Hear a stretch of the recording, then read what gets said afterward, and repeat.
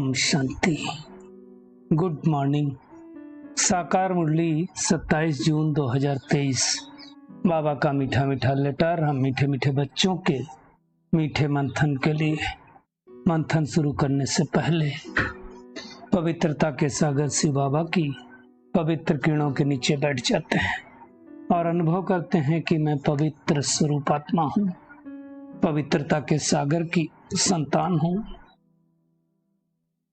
आज मीठे बाबा ने कहा, मीठे बच्चे, तुम सच्चे सच्चे रूहानी ब्राह्मण नई दुनिया की स्थापना के निमित्त हो।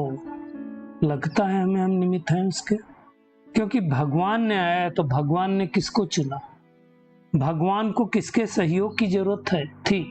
दुनिया में दिखाया गया है कि राम को जब रावण से युद्ध करना था तो वानरों की जरूरत पड़ी, तो उनका सहयोग लिया। तो हम भगवान के काम आ रहे हैं क्या, चेक करना है। बाबा ने कहा तुम्हें अपना अश्व किसको कहा जाता है, शरीर को भी कहा जाता है। तो बाबा ने कहा इस यज्ञ में स्वाहा करना है। अर्थात अब कई लोग इस बात को अच्छी तरह से नहीं समझते। लोग सोचते हैं यज्ञ में अश्व को स्वाहा करने के लिए बाबा ने कहा है तो शरीर का ध्यान ही नहीं रखना है। ये बहुत गलत फहमी है। स्वाहा करना है एक अश्व को, मतलब क्या हो गया, तन की भी सेवा करनी है। कब? तन का ध्यान देते हुए। हम सबको पता है आदरणीय जगदीश भाई जो इस यज्ञ में बहुत ऊंचा पुरुषार्थ किया, आदि के भाई थे जिन्होंने बहुत सारी किताबें भी लिखी हैं, जिनको बाबा गणेश जी की उपाधि भी देता है, संजय की भी उपाधि देता है। तो उन्होंने बहुत कुछ किया और बाबा ने लास्ट में जब भोग लगा तो कहा था बच्चे ने बहुत अच्छा किया लेकिन शरीर का ध्यान नहीं रखा। तो कहने का भावार्थ है कि ये अश्व है, इसको यूज करना है। देखिए, शरीर से काम नहीं लो तो भी शरीर खराब होता है, लेकिन हमें मिस यूज नहीं करना है। यूज और मिस यूज में डिफरेंस हमको अच्छी तरह से समझना है ना। तो हम इस नई दुनिया के अगर निमित्त हैं, भगवान के राइट हैंड हैं। भगवान आकर के ब्रह्मा के द्वारा पहले ब्रह्मा को अपना बच्चा बनाता है और ब्रह्मा के हम बच्चे हैं तो किसको पढ़ाता है, अपने पोत्रे पोत्रियों को पढ़ा करके सतयुग की बादशाही देता है। इसीलिए तो ब्रह्मा को कोई दक्ष प्रजापिता भी कहा जाता है। दुनिया में दिखाया गया कि जब हवन करते थे तो घोड़ों से करते थे। बाबा ने कहा ये तुम्हारी बात है, इस बातों को समझना है। बाबा ने फिर कहा कि अवस्था को अगर अचल अडोल बनाना है तो क्या करना पड़ेगा, एक रस बनाने का साधन क्या है। तो बाबा ने कहा अगर एक रस अवस्था चाहिए, कई बच्चों की कंप्लेन होती कि हमारी अवस्था कभी ऊपर चली जाती कभी नीचे चली जाती। ऊपर नीचे कब होती है? जब हम बाबा की निरंतर याद में नहीं रहते हैं, जब बाबा की हम श्रीमत का पालन नहीं करते हैं। योग टूटता ही कब है? जब बुद्धि किसी और में चली जाती है, ममत्व तो है किसी वस्तु की तरफ, किसी संबंधों की तरफ, किसी व्यक्ति की तरफ, तब हमारा योग टूटता है। तो बाबा कहता है सबसे नष्टो मोहा बनो, बुद्धि को पवित्र बनाओ। पवित्र कब बनेगी?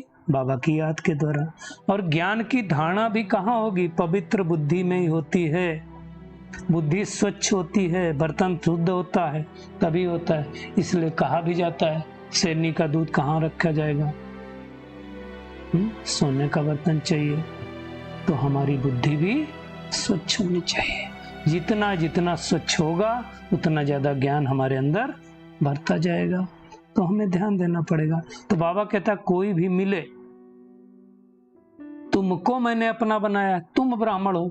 अब ब्राह्मण भी देखा जाए तो दो प्रकार के होते हैं, एक ब्रह्मा मुख वंशावली ब्राह्मण और दूसरे कौन है, कुक वंशावली जो परंपरागत चले आते हैं। अब उनका बच्चा कैसे भी हो तो भी बोलेंगे ब्राह्मण देवताय नमः। अब ब्राह्मण देवता कब बनेंगे? देवताओं वाले गुण तो चाहिए ना। गुण नहीं है तो किसी को देवता बोल सकते हैं क्या? परंतु वो कुक वंशावली हैं तो परंपरा से चलाता है। भगवान कहता है वो ब्राह्मण नहीं है, सच्चे सच्चे ब्राह्मण तुम हो। ब्राह्मण अर्थात जो ब्रह्मा की मर्यादाओं पर चलता हो। जो ब्रह्मा बाबा के कहे अनुसार। अब उन ब्राह्मणों में भी कोई पुष्करणी होते हैं, कोई सारस्वत होते हैं, दोनों में एक दूसरे का झगड़ा होता है। भगवान कहता है तुम हमारे बच्चे जो हमें, मैं जो हूं जैसा हूं उनको पहचान करके श्रेष्ठ बनने का पुरुषार्थ करते हैं, देवी देवता बनने का, वो सच्चे सच्चे ब्राह्मण हैं। उन ब्राह्मणों के द्वारा मैं नई दुनिया रचता हूं, और जैसे स्थापना का कार्य पूरा होगा इस सृष्टि विनाश को पाएगी। तो दुनिया में लोग क्या सोचते हैं कि प्रलय हो गई, महाप्रलय हो गई, कुछ नहीं बचा, चारों तरफ पानी पानी था। कई लोग तो बोलते हैं पूरा आग का गोला रहता है, फिर धीरे धीरे आग ठंडी होती है, फिर पानी होता है, फिर धीरे धीरे उत्पत्ति होती आदिदेव से। भगवान कहता है कि महाप्रलय नहीं होती है, और ना ही पीपल के पत्ते पर बैठ करके श्री कृष्ण आता है। हाँ, सृष्टि ये जब विनाश होता है तो उसके बाद पीपल के पत्ते के साइज की बचती है।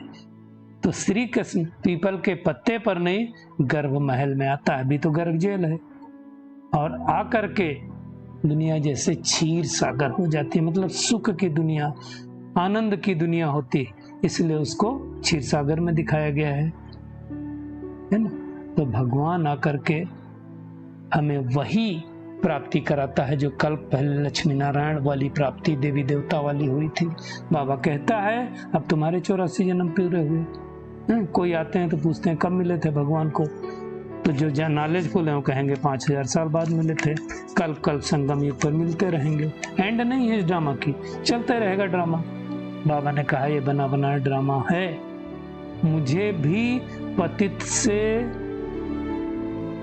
पावन बनाने आना पड़ता है। कब आना पड़ता है? जब सारी आत्माएं काली हो जाती। वैसे भी देखा जाए तो हसीन मुसाफिर तो एक ही है। बाबा कहता तुम सब तो आत्माएं काली हो जाती हो, तो मैं भी क्या करता हूं, उसके तन में प्रवेश करता हूं जिसकी आत्मा काली बन जाती, काली सजनी में प्रवेश करता हूं, और आकर के तुम सबको गोरा बनाता हूं। कल्प कल्प में आता हूं, एक मुसाफिर आकर के कितने मुसाफिरों को गोरा बनाता है, ये भगवान के सिवाय कोई कर नहीं सकता है। मुसाफिर का अर्थ भी तो हम सब समझते हैं। तो बाबा कहता आत्मा में खाद पड़ने से ही काले बन गया। खाद निकलेगी कैसे? जितना जितना परमात्मा के साथ योग लगाते जाएंगे उतनी उतनी खाद निकलती जाएगी और विकर्म नष्ट होते जाएंगे। तो बाबा समझाता है कि अगर विकर्म नष्ट नहीं हो रहे हैं, इसका मतलब हमारा योग ठीक से नहीं लगता है। इसका मतलब क्या है? नष्टमा नहीं बने। तो योग ठीक से लगाना है परमात्मा को, तब जाकर के हमारे विकर्म नष्ट होंगे। विकर्म नष्ट नहीं होंगे तो सजाएं खानी पड़ेंगी, सजाएं खानी पड़ेंगी तो फिर पद भी भ्रष्ट हो जाएगा, पद कम मिलेगा। तो हमें बहुत मेहनत करनी है। मुसाफिर का मतलब क्या होता है? जो यात्रा करता रहता, रुकता नहीं है। तो हम भी मुसाफिर हैं, परम धाम से आए थे, यात्रा चल रही है, अब 84 जन्म पूरे हो गए, है ना। 5000 पहले भी भगवान ने आकर पढ़ाया था, अभी भी पढ़ा रहा है। इसलिए इस राजयोग को ही प्राचीन योग कहा जाता है। इससे कोई ज्यादा प्राचीन योग होता ही नहीं है। तो बाबा जैसे अब नॉलेजफुल ब्लिसफुल है, वैसे बाबा कहता तुम भी बनते हो, है ना। तो तुम क्या करो? चलते फिरते उठते बैठते बाबा को याद करो, पुरुषार्थ करो, और तो कोई तकलीफ देता नहीं, है ना। कर्मातीत यहाँ ही बनना है। बनेंगे कैसे? याद के द्वारा, और कोई तरीका नहीं बनने का। तो भगवान ही गोरा मुसाफिर आकर के हमें हसीन बनाता। बाबा कहता मैं फिर पतित को पावन बनाकर साथ में ले जाऊंगा, है ना। आत्मा ही साथ जाएगी, कोई शरीर नहीं जाएगा। इसलिए आत्मा को इमॉर्टल कहा जाता, अविनाशी कहा जाता। आत्मा कोई टुकड़ा टुकड़ा नहीं होती, एनर्जी है। Energy neither created not destroyed, नष्ट नहीं की जा सकती। कई लोग फिर कहते हैं आत्मघात। आत्मघात नहीं होता, आत्मा का घात नहीं होता, आप घात होता है, यानी शरीर का घात करते हैं, डूब मरते हैं। बाबा ने कहा उनको जीवघाती महापापी कहा जाता है, क्योंकि अगला घर तैयार नहीं था और पहला वाला घर गिरा दिया, है ना। तो शरीर का विनाश होता है।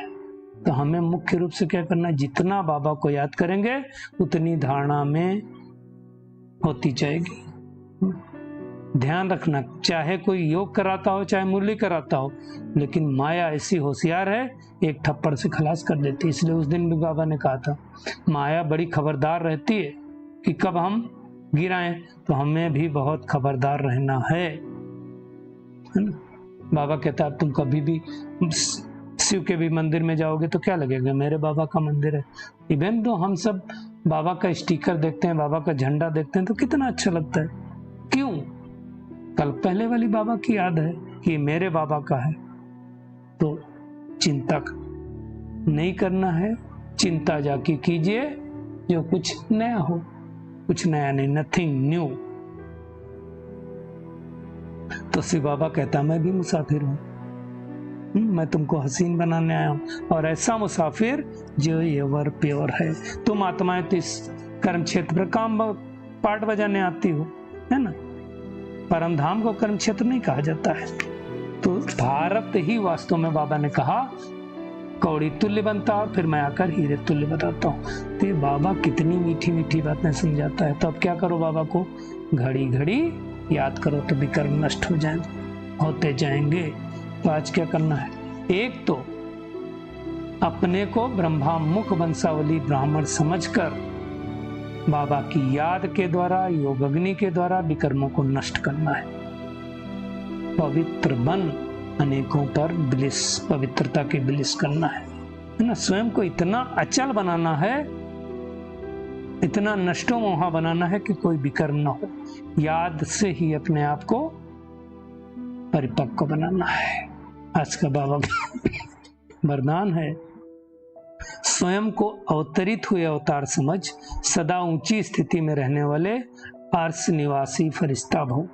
अब देखिए, भगवान जैसे अवतरित होता है वो समझाता, ऐसे तुम भी बाबा ने कहा अपने को अवतरित हुए फरिश्ता समझो, सूक्ष्मतन मूल वतन के निवासी समझो।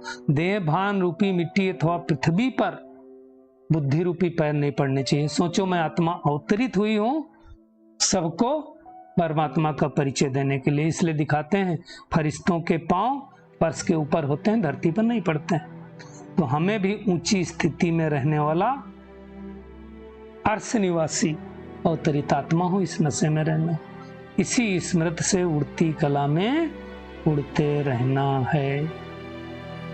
स्लोगन है, स्व परिवर्तन के तीव्र पुरुषार्थी बच्चों को ही बाप की दुआओं की मुबारक मिलती है। कल भी बाबा ने कहा था, तो हमें दुआएं बाबा से, परिवार से लेती रहना है।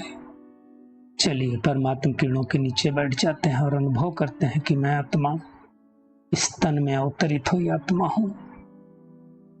इस देह भान मिट्टी रूपी मिट्टी से परे रहने वाली अनेक आत्माओं को बाबा का सत्य परिचय देने वाली फरिश्ता आत्मा हूं।